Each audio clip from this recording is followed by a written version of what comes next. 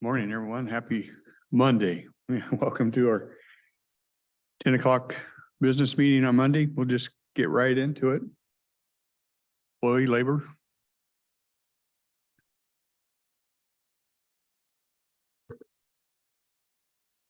Good morning, Commissioners. Jessica Warren, Human Resources. I actually don't have any personnel requests this morning. I think that those have slowed down quite a bit this year. So that's a good thing. We're seeing less turnover and filling of positions. I don't have a whole lot to report outside of that. I'm working on gearing up for union negotiations. Our first group will be starting next month. So I'll be working with Public Works management to start reviewing the contract language and going through that. Most will start late summer, early fall. So that will be when it's really busy for my office. Other than that, I know that we're working on scheduling summer hire interviews for next week. The first group typically starts in May. So those will start coming through and you'll start seeing new college and soon to be graduated high school kids working with Public Works, and IT will have one as well. Any questions for me? Just out of curiosity, how many do we hire? I believe Public Works will have about 15, hopefully, and then IT will have one. Yeah. That's what I did during the summer. City of Centralia went out and it was a good summer job. Anyway, that was just out of curiosity. Thanks. Yeah, I think each shop has 2 plus a couple of the different Public Works departments also has a couple each. So It's a good program. And I know we always see returning students come back. I think they really enjoy the work and, you know, it's great during the summer for college. Yeah. Jessica, I do have a question dealing with benefits. As you know, a handful of employees are old enough to qualify for Medicare. Currently, the county provides full coverage. It seems like it might be a possibility of some cost savings to the county if we could work out an alternative where if you go on to Medicare, then the county will pay for any supplemental to make sure that we have full coverage. It seems like an extra expense if people qualify for Medicare to not take advantage of that, add a savings to the county. There may be only 2 that qualify. So I know it's just a handful, but who knows? It may be an increasing number as people choose to work a little bit longer. Yeah, I know we have at least a few employees close to or over 65. One thing with Medicare, it's not a qualifier for VIBA.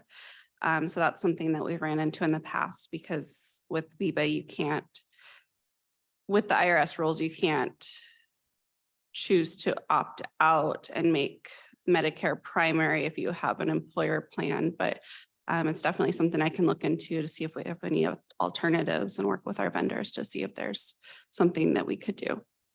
Because the cost of a supplement would be considerably less than the money that we pay.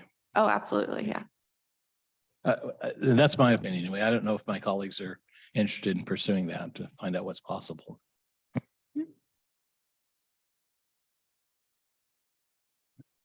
I don't know. I'm not much against not pursuing stuff if you think you can save money. I mean, information is always good. I don't even know when your negotiations start again with the healthcare. Is it a yearly negotiation? It's something that we start getting preliminary rates and information kind of June, July, August. We don't get finalized rates until end of August typically. They just want to have you get the gag reflex done early before they get into real stuff. Oh yeah. Yeah. Anything else? All right. Okay, thanks. Thank you.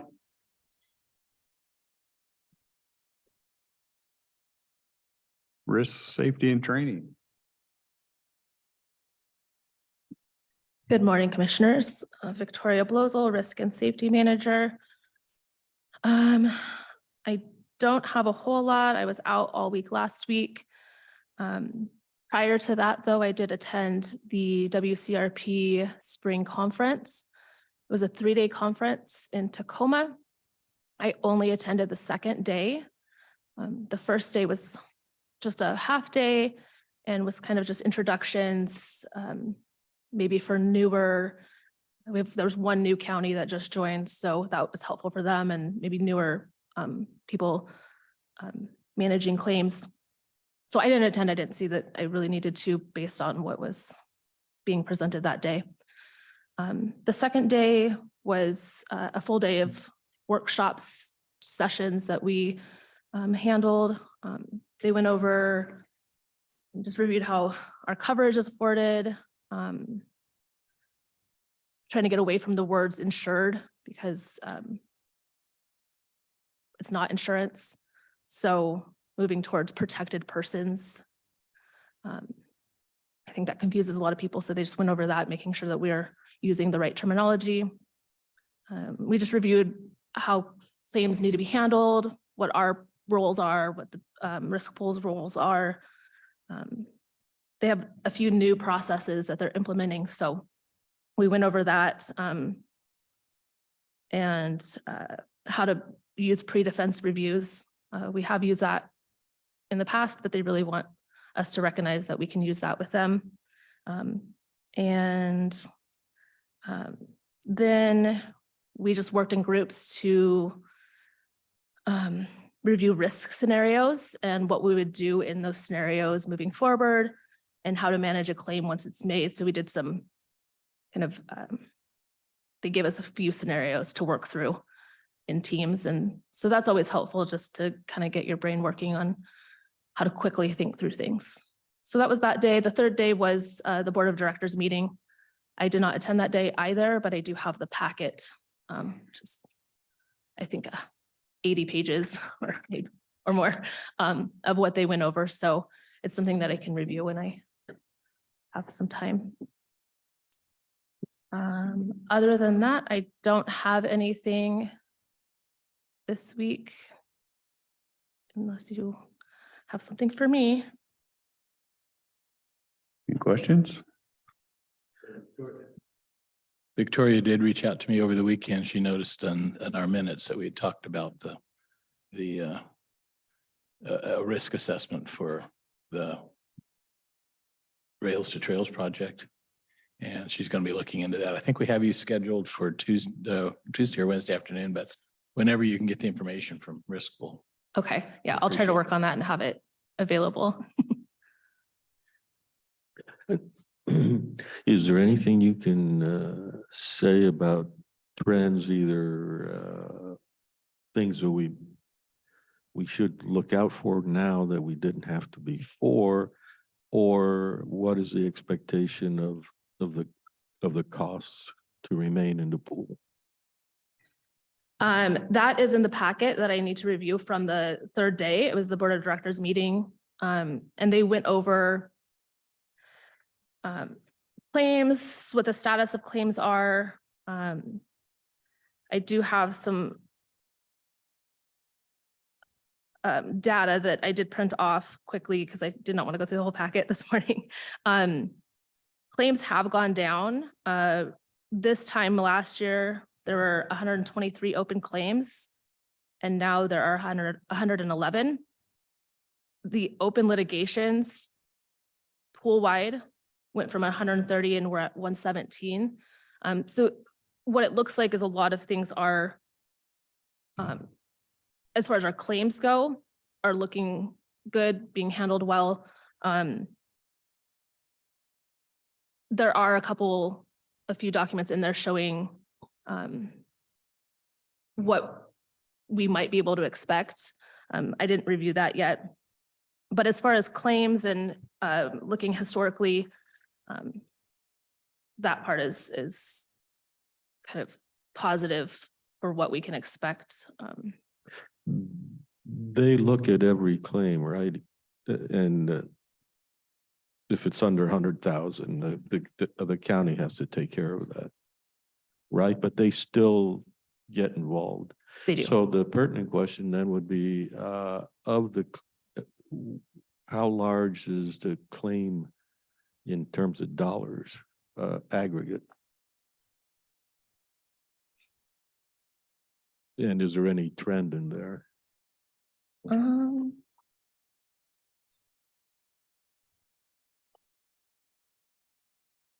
Let's see. So between 0 to 100,000, there were 171 liability, and 100 to 500, 39, 500,000 to 1 million, 8, and over 1 million, 10. And that's just liability. Property claims totaled 14, and there were 2 cyber. So majority of the claims are under that 100,000. Okay, takes a little bit to digest it. There isn't evident. Can you send us the numbers? Yeah, absolutely. Okay, thank you. Would you like the whole packet so you can review, or do you just want those specific pages? The whole packet is good. Yeah, I can do that. Okay. You want to see that packet also, Kathy?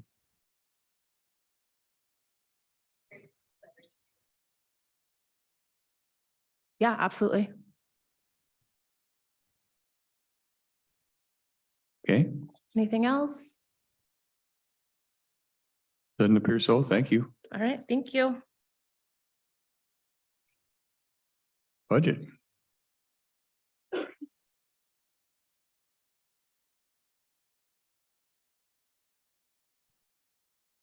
morning. Kathy Funk Baxter, Finance Manager. And so I've been working on the budget amendment. And so I have several bits of information about that. Basically, probation services is going to be asking, and I'm going to go through some of the areas, is asking for 21,000 to help with overtime and extra payroll help. And that will come from the general fund balance. Offender services are asking for 65,000 for overtime and extra payroll help from the general fund balance. Commissioner's office is neutral because they're asking for various expenditures to go up and some to go down to cover those. The sheriff's office is asking for some of theirs is additional funds to go up, but others to go down. But then one specific item is additional funding, $44,600 from ARPA funds. So that would be a transfer in for them. How much was that? I'm sorry. 44,600. 44,600. Yes. Okay. And I think that's basically the, y'all had already approved for a window area, I believe, or had been already approved for construction of a window addition. Then the clerk's office is going to be putting forward an item, and it had a fiscal impact. And so I've added that to the budget amendment. It's $10,821. And it is also from ARPA funds, and it has to do with the microfilming that they were doing and the converting the microfilm to digital images. And that's all for basically for the general fund. And then for other funds, the drug task force is asking to amend, they're asking to amend their budget, but it's mostly to decrease expenditures and offset from the fund balance. So no additional revenues there. The other one is the opioid response funding. And so now we have a pretty good handle on what we're going to actually receive this year. And it looks like it's about $693,408 is what we'll receive in this calendar year. Then we also had a request, there's a contract with, I believe, Longview related to, it's under the Department of Low Income Housing.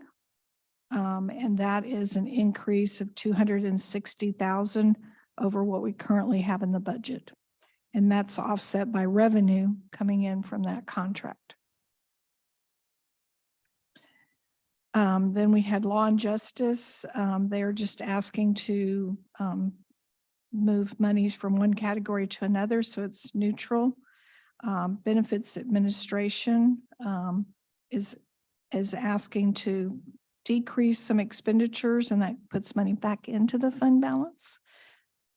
And then we also had the auditors request us to correct the budget for the long-term refunding bond. And so that was $361,571. And then we had Law Enforcement Records is asking to use $91,130 of their fund balance to cover expenditures primarily in direct labor and associate benefits. IT, these were two items that had previously already been approved, but we're reflecting those in the budget amendment. It's $700,000 coming from fund balance, from IT reserve fund balance. And then that's for the telephone system. And then another $110,275 that is for a professional services contract. And so that was already approved as well. So, and then there was one item that was requested, but I looked to make sure that the budget was already sufficient, and it was, so we don't need a budget amendment for the recent action to support the National Center for Public Land Counties. We have sufficient budget for that. Okay. Questions? Kathy, when you referred to the Law and Justice Fund, into which monies from a sales tax are deposited, you said they requested. Who's the they that runs that department? I have all my support. I'll have to get back to you on that because I have my support in my office. Okay.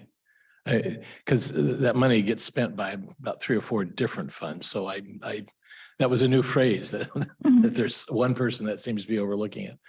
It's okay. The Law Enforcement Records, and I believe. Well, not, yeah, no, I mean, I know about the Law Enforcement Records, but Law and Justice was, Okay. Yeah, so Law and Justice, that one, they're basically reducing their holiday budget and increasing their signing bonus budget by $2,000. Can I help? Yes. there's a voice. Oh, Tracy. Yes, help Yeah. me, Tracy. Yes, Tracy. Hi, Commissioners. Good morning. That was a request from the Sheriff's Office. They Katrina tracks their salaries and benefits pretty closely.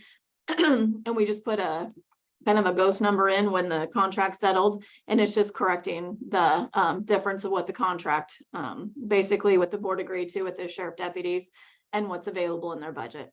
Nothing more. Two of the deputies get paid out of that fund, and so it's just making that fund whole. Great. Yep. And I think that fund also pays for a couple of clerks and a prosecutor or. Exactly. District court gets a position, the clerk's office gets one, 2 prosecuting attorneys, legal aid, and an attorney. There's 7 total employees paid out of that fund. Yep. Okay, thank you. Appreciate that. Of course. And the one contract she mentioned with Longview with the dock fees, that's where, excuse me, the city of Longview did the resolution for the dock fees. So that's where they take the money before we get it. So that's what that is, just making the Yeah. accounting piece of it. Yeah.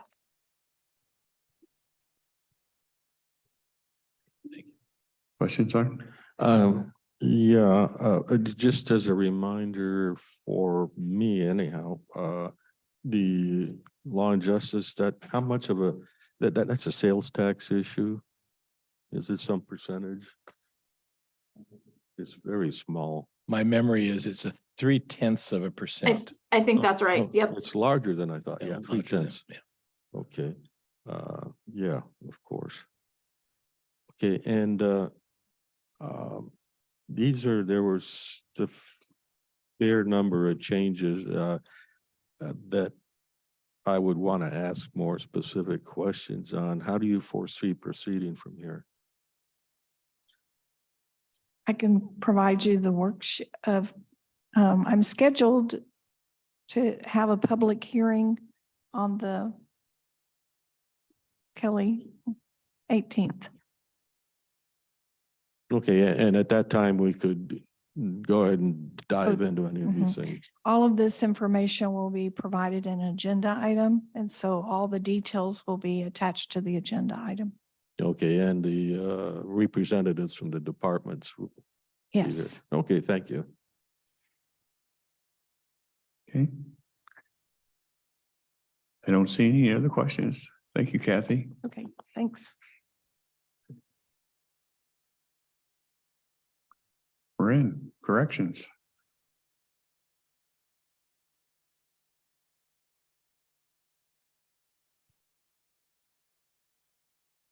Good morning. Marin Fox, Director of Corrections. Two of the items in that amendment were for corrections, the offender services and probation.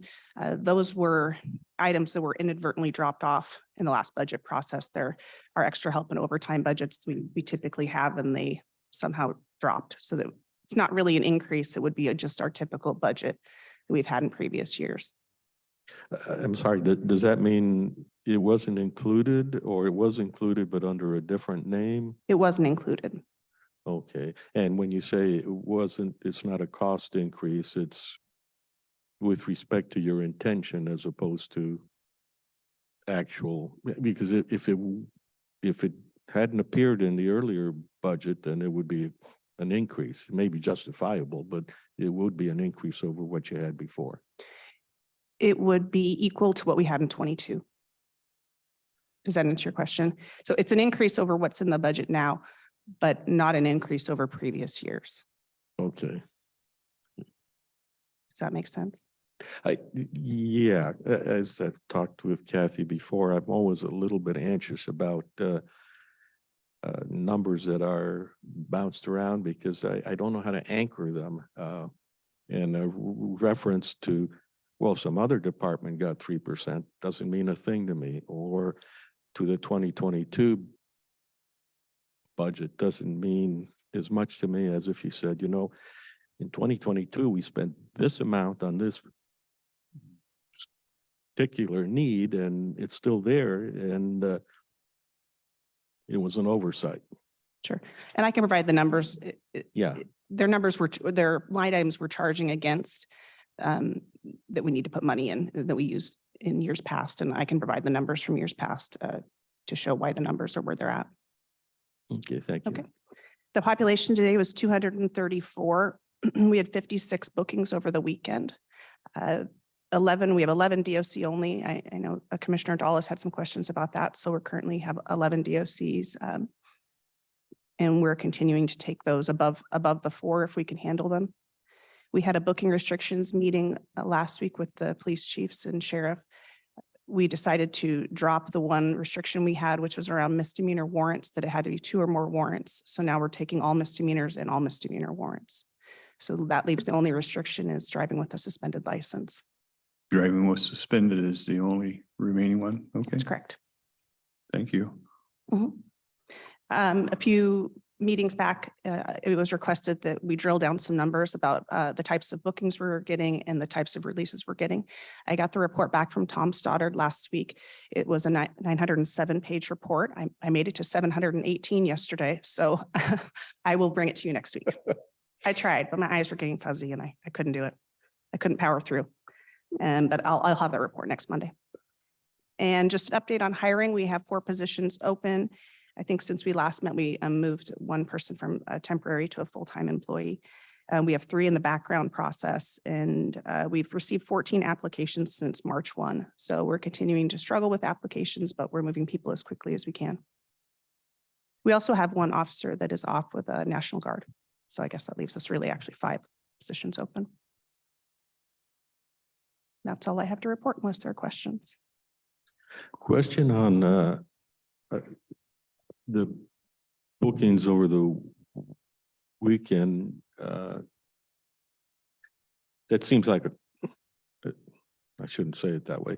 So of the bookings, that's an inflow into the jail. And during the weekend, is there an outflow from the jail?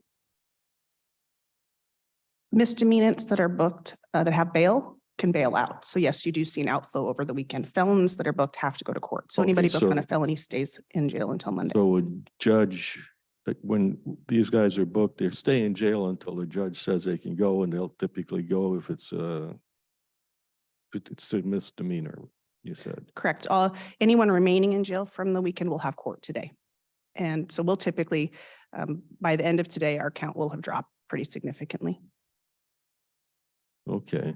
The last number you reported was a 200 and I'd have to look it up. I don't have proper indexing on paper. So it shows a slight increase, right? Correct.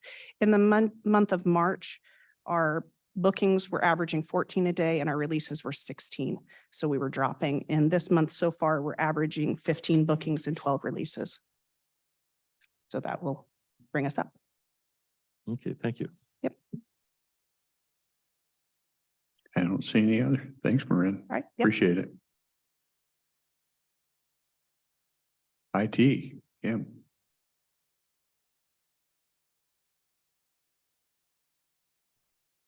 Morning, Commissioners, IT, and I'm Kim Hort. I said that kind of backwards. I had a week off, so I guess I have to learn how to articulate again. Had a nice vacation with my family. I did take them to a water park, and I came home with the same kids, so I was really proud of myself. So, thank you.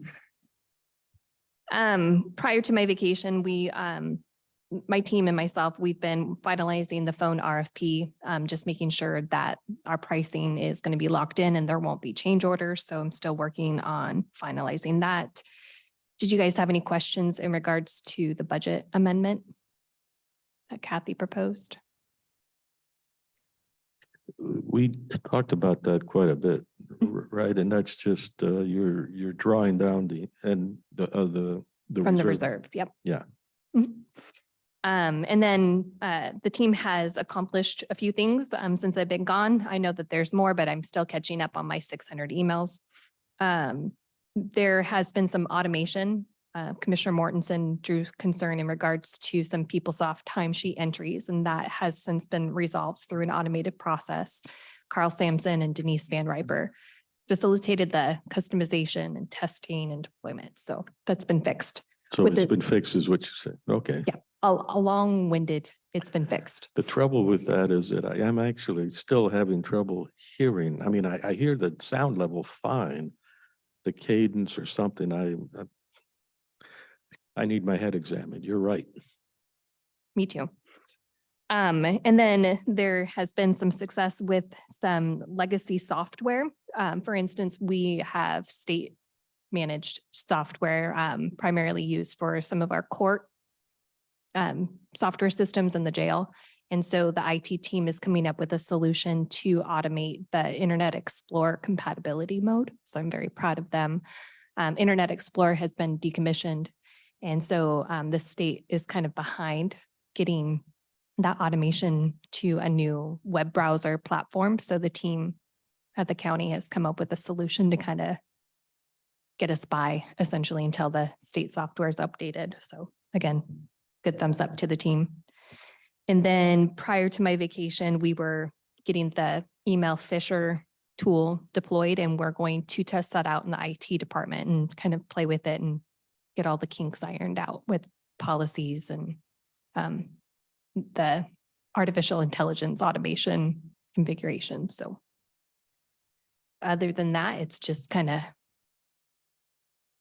catching up from vacation. Questions? So, two issues, I guess. The use of the fob is, it's a good thing. There are squirrels in there. Mhm. And when I log in at home, I plug my fob in there, and sometimes I need to and sometimes I don't. I haven't figured out the circumstances. If I do need to plug into fob, it doesn't say Aaron, plug into fob. It says nothing. I just don't receive email. And I'm thinking, hey, this is a bit strange. After in the last 8 hours, I haven't received anything. That would be unusual. So I'm just letting you know that there are loopholes there. Now, I may go home this evening, not plug that in, and receive my email just fine also. So there is no, I can't figure out what is going on. So sometimes I need the fob, sometimes I don't. And that seems odd to me.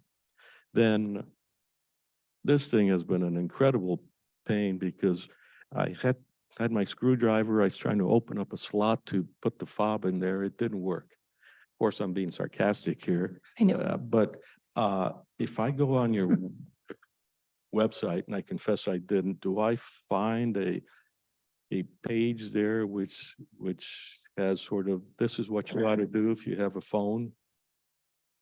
Don't know if we have the instruction guide for the mobile device, but I will check. We do Okay. have instructions. I just don't know if it's on I've our had internet. trouble twice with it. And the last time the IT person had trouble twice also. So don't consider this as an exercise in complaint. It's like, yeah, I do get frustrated if I can't do what I want. I'm just saying you've got a lot of complex stuff out there. And But knowing where the squirrels are at, or, it's good to know. So Yeah. if you find a pattern, let us know. okay. And then I'll follow up in regards to the instructions for the mobile device. I was going, I gotta plug it into my phone?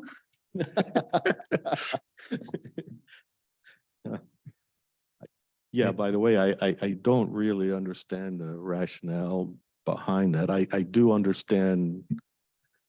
I'd like to understand what's behind it. On the DocuSign, I kind of had an epiphany a while back, said, oh, that's how they do it. Like, how do they know it's really you, kind of thing? Yeah, They don't know what the duo does. yeah. Anything else for Kim? Welcome back. Thanks. Thank you. Mondays are hard after vacation, aren't they? Yes, they are. Yeah.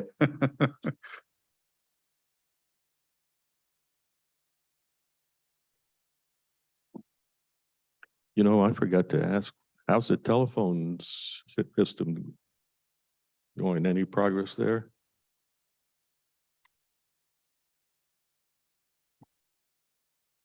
Yeah, that was one of the first items I rambled about. We are finalizing the itemized pricing and locking in because I don't want to have change orders. So I'm trying to identify what our costs will be or what they could be and understanding the difference or gotchas essentially in this project. So is that going to translate into another amendment to the budget? Nope, I already went big. Already done. Mhm. Okay, thank you. And the specific timeline for implementation, I think last we talked, you were thinking. I wanted to be started in April. Yeah, I'm pretty sure it's April. So we're a little bit behind on actually starting, but I gave myself enough buffer. But the project needs to be completed by the end of July because our current system contract ends in August. okay, thank you. Thank you, Kim.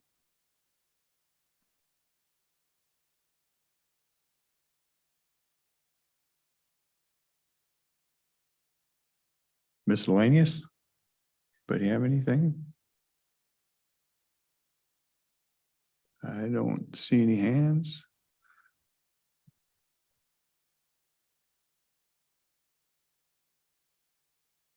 Dennis, I thought you had some miscellanea. They're incorporated on the other, next page for Tuesday afternoon. Oh, okay.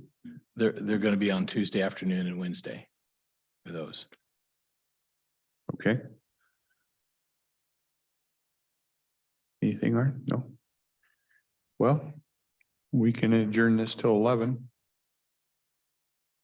Oh, is the Cardai Hill on that for Tuesday afternoon Yeah. also? Okay. Yeah. You guys all got a copy of that email? I see. Okay, good.